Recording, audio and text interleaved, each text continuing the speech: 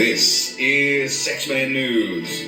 The Ohio Department of Health released the latest COVID-19 numbers for the state Friday afternoon.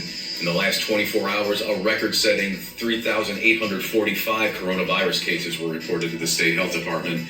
That exceeds Thursday's number of 3,590, which topped the previous record by nearly 700. Also reported in the last 24 hours were 16 fatalities, 169 hospitalizations, and 25 new ICU admissions. And Quinnipiac University released a new Ohio presidential poll today. Among likely voters in Ohio, 48% support Joe Biden, while 43% support Donald Trump. This is a significant shift from the previous polls conducted on October 14th and September 24th, which both showed Biden ahead by just 1 point, 48 to 47. While the latest poll shows Biden with a slim lead over the president, it still falls within the margin of error, as did the previous polls. Walmart is anticipating civil unrest ahead of the presidential election, and that's triggered the retail giant to stop and pull guns and ammo from their shelves.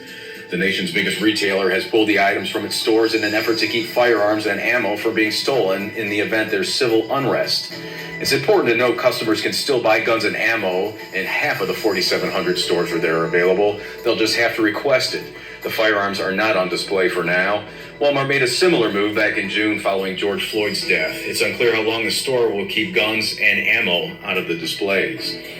Remember to go ahead and schedule yourself a cell phone reminder for daylight savings time and add an extra hour of sleep.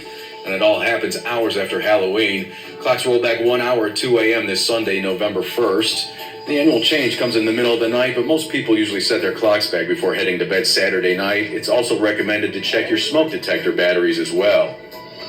And on this day back in 1938, the radio play The War of the Worlds, starring Orson Welles, aired on CBS. Using fake news bulletins and simulated on-scene reports to portray an invasion by Martians, the broadcast sparked panic among listeners who thought the dramatized events were indeed authentic. Now, is this creepy or is it a loving gift? That's the debate social media is having about Kanye West gifting his wife Kim Kardashian West with a hologram of her late father, Robert Kardashian, for her 40th birthday. While Kardashian West tweeted how touched she and her family were at being able to see and hear the lifelike image of her late father, the use of technology has to resurrect some famous folks has been a sore spot to some people. I don't know, what are your thoughts? For Saxman News, I'm David Warner. All right, next up, Aid of BBC. Aid, you're up. Hi, Mike. When you walked away from boxing 15 years ago, you said it was because physically you couldn't perform at the level that you wanted anymore. How physical have your sparring sessions been, and what gives you the confidence that your body will respond the way you wanted to respond on fight night? Well, I'm the only boss. If you don't kick my ass, you're fired. So that's how the sparring's going. Everyone's doing their best, and if you're not doing your best to hit me, you have to go home. That's what sparring is. That's what fighting's all about. If I'm paying a guy to kick my ass. If he doesn't kick my ass, he has to go. He's fired. What's it been like to take a punch? All right, up next, Neil Barker of the AP. Neil, you're up. Hello, gents. Nice to see you. Greetings from London. I just wondered, have the health implications of this fight crossed either of your minds? Obviously, there's lots of critics out there saying you guys shouldn't even be doing this. What precautions are you taking? How do you feel about it just weeks out now from this showdown? Me and Roy Jones superseded the physical test on all the programs they gave us. So what did that tell you? Roy? Roy, you want to jump in on that one, or just Mike? What does that tell you? All right, fair enough. Does it bother you? Does it bother? You did it better than Young Boy. Yes, I do want to remind people WBC is sanctioning this fight. Ray Corona is the referee. Yes, it is the 2-minute rounds, but no headgear, 12-ounce gloves to both men and to the WBC. It is considered a real fight, not a fake fight or something of that nature. Does it bother you, Mike, that people are implying that you guys will just do a friendly sparring match, that you're not going to go full steam ahead? Does that annoy you? Well, no one I know think that. No one that supports me believes that. I don't believe they could even fight for that. doing, bro? All right, let's go to Howie of the New York Post. Howie, you're up. Hey guys, how's it going? For Mike and Roy, I'm curious. I mean, regardless of what happens next month, is there a curiosity between you guys? What would happen if you guys fought 20 years ago? Well, we had talked about that. I went out to Texas. He was in Texas, Houston at the time, and we talked about it, but it just never materialized.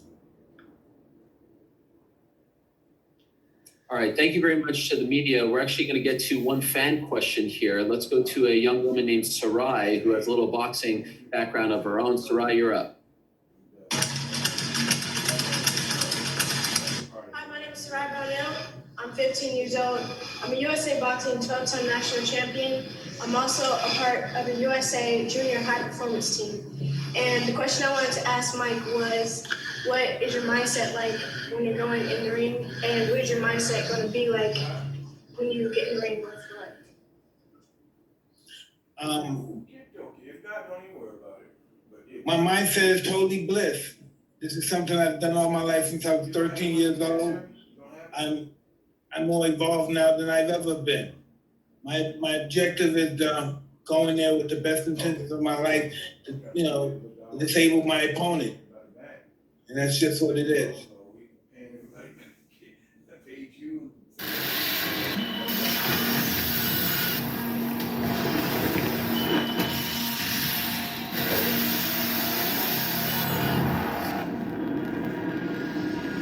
Nas Energy, human horsepower. All right, if you don't get goosebumps watching that, I don't know if you have a pulse. Look at this. We've got two of the greatest athletes of all time, two of the greatest boxers of all time, the baddest man on the planet, the one and only Mike Tyson, and Mr. Y'all must have forgot himself, the one and only Roy Jones Jr. Again, they do battle for the very first time on November 28th, live on TysonOnTriller.com. Guys, thank you so much for joining us. This is very exciting stuff and somewhat surreal, if I'm being honest, as a longtime fight fan. Mike, I'll start with you. I think the biggest question that everyone wants to know the answer to is why? Why at 54 years young? Why after you fought over 15 years ago, your last fight? Why are you coming back now? Listen, I just feel magnificent. I've been training. Someone gave me a proposition to come fight. I believe it was Bob Sapp. And at first I said, hey, forget that. I don't want to fight nobody. Then a light bulb went off in my head and said, bing.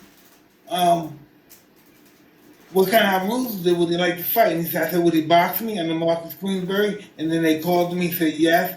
And then it went from him to someone else, and then from Shannon Briggs to someone else. And now I know I'm sitting here and I'm fighting Roy.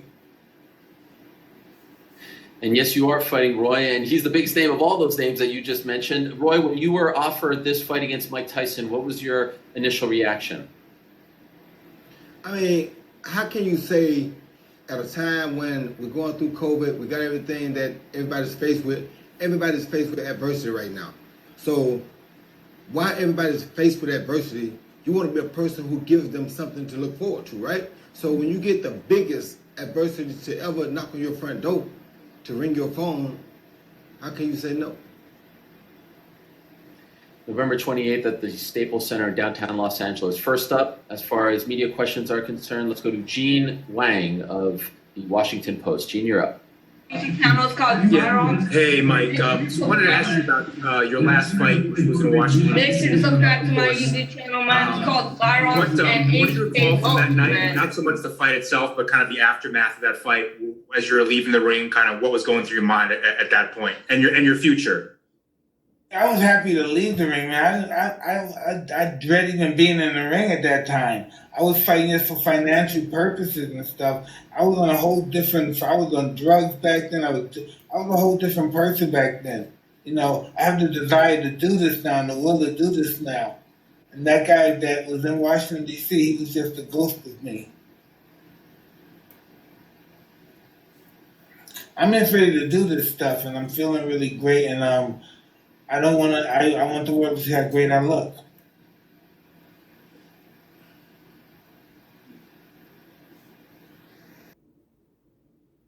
Hey, Martha. The campaign says 290 cars were allowed in, with the attendance around 870 people, making this the largest of the former VP's events since he's gotten back on the trail, even bigger than the DNC. And it's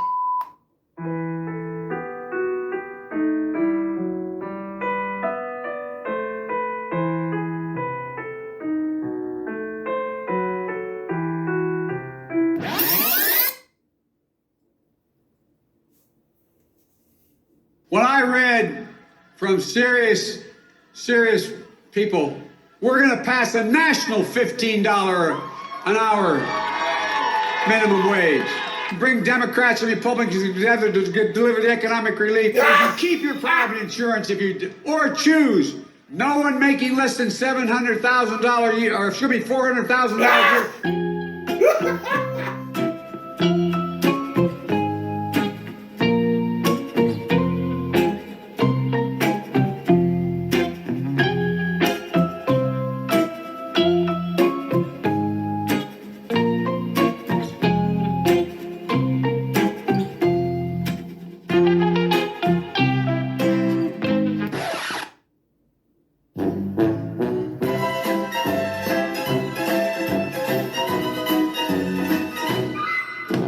The campaign says 290 cars were allowed in, with the attendance around 870 people.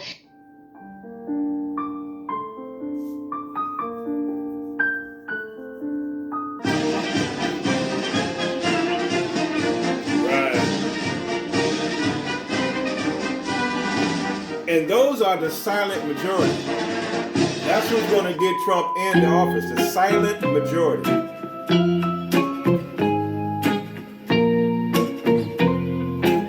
The silent majority. They're not talking because people are attacking Trump supporters, so they stand quiet. The thing about Kamala is she is dirty, and she has been dirty from the beginning. And that's why I just want to play this one clip, and then I'll get into more detail about this. This is something they dug up of what she said about young people. This is cut 14. What else do we know about this population, 18 through 24? They are stupid. That is why we put them in dormitories, and they have a resident assistant. They make really bad decisions. And then that's what she said. And then she was asked later during the primaries, should they be given the vote, these stupid people? This is cut 2. Given that policies passed now will affect the younger generation for years to come, do you believe that Americans should have the right to vote at age 16?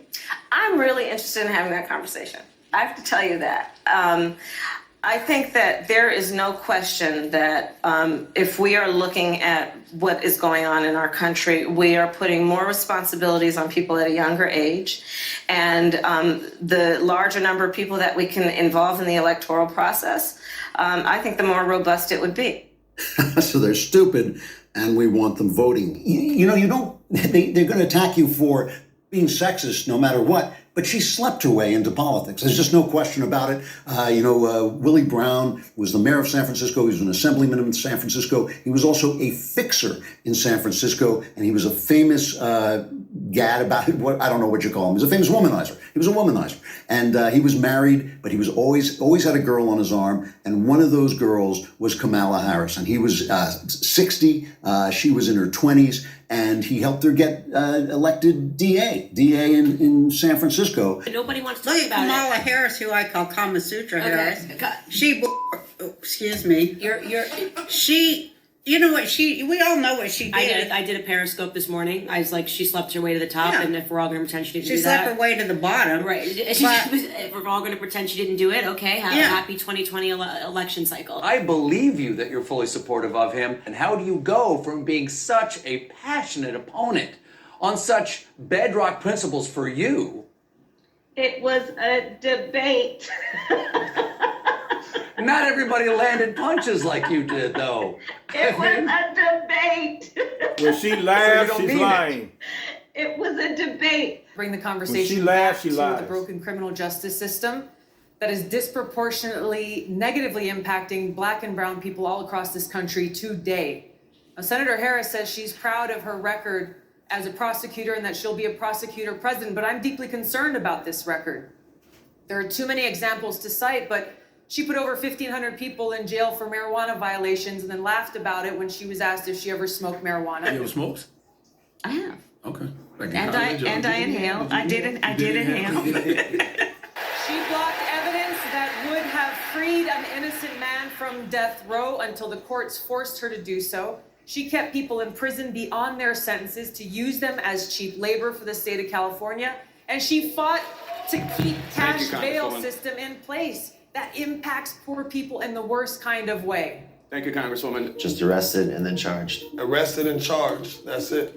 Was the first time you saw Kamala Harris in person the day that the verdict was issued? She showed up at the two most pivotal times in this first trial, and me being convicted and me being sentenced. She wanted to be present for a celebration of a conviction. That's what it felt like, a celebration? A celebration, that's what it felt like.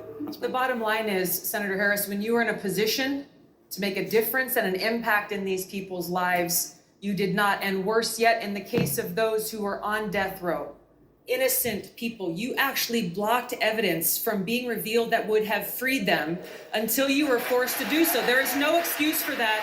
And the people who suffered under your reign as prosecutor, you owe them an apology. Well, just last week, California Senator Kamala Harris became a feminist martyr by persisting in her questioning of Attorney General Jeff Sessions. But just a day later, Harris had an actual chance to help actual women, and she took a big pass on that. Aster Nomani and Ayaan Hirsi Ali appeared before the Senate Homeland Security Committee to testify about the dangers of Islamic extremism, particularly for women. They've experienced those dangers firsthand, both of them.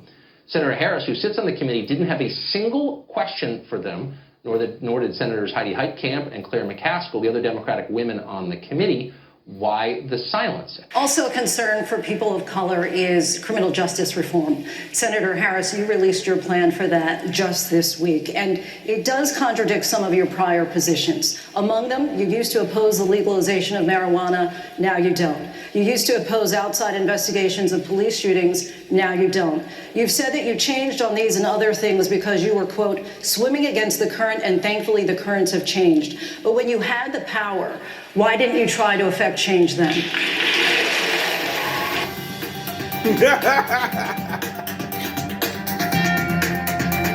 Bust her up. It's going to be, again, a Chrysler 300 quarter 2017 black and color.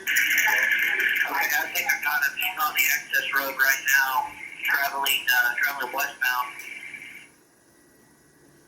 Okay, he's on the wrong side of the road, trying to split the middle access road. Got front end damage.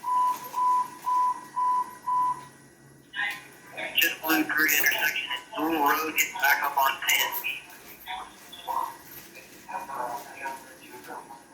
He's back number 2 lane, just really slow. Okay, he's got smoke coming out of the front left tire now. He's probably going to have to shut it down pretty quick. He's smoking on the road. Just lost the tire. Now he's running on the rim. He is IH10 and FM1518 taking the exit. IH10, 1518. The Guadalupe Troop, that's 107. How far behind are you guys? 6631 to 107. Going there, 1518 right now. I'm on 10. Got another unit on the access road. Okay, 10-4. He's still slow rolling it. Coming up to Fruitenberg Road. Still on the access.